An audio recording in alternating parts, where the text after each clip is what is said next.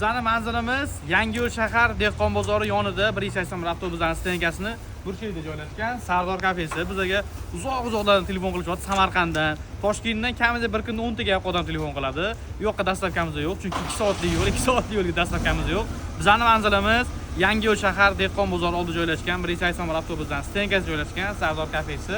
Yangiyo'lliklar biladi menimcha. Yangiyo'lliklar bitta like bosib yuboringlar bu videoga. Hamma tanish bilishinglar ko'rsin. Bo'lmasa uzoq-uzoqlardan telefon qilishyapti, Samarqanddan telefon qilishdi, Buxorodan telefon qilishdi, Jizzaxdan telefon qilishyapti. Dastlabkilar bormi bizga ham deyishyapti, biz tomondan ham filiallar bormi deydi. Yo'q. Bizning filialimiz bitta, mana Sardor kafesi. Hammalarni kutib qolamiz. Ish vaqtimiz 7 dan 22:00 gacha. Bizning yo'nalishimiz milliy taomlar, to'y oshi, shashliklar, salatlar, kaboblar va turli xil yana ovqatlarimiz juda ham ko'p. 5 barmoq nonlar hammasi bitta joyda mujassam bo'lgan.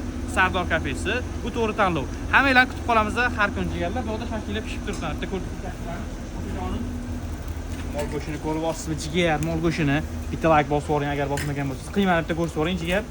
Qiymani ko'rib olsin, qiymani bitta like bosib yuborasiz. Agar obuna bo'lmagan bo'lsangiz, bizga obuna bo'lib qo'yinglar. Bizda kafe yo'nalishiga hamma narsalarni qo'ldan kelgancha qo'yib borishga harakat qilamiz jigarlar.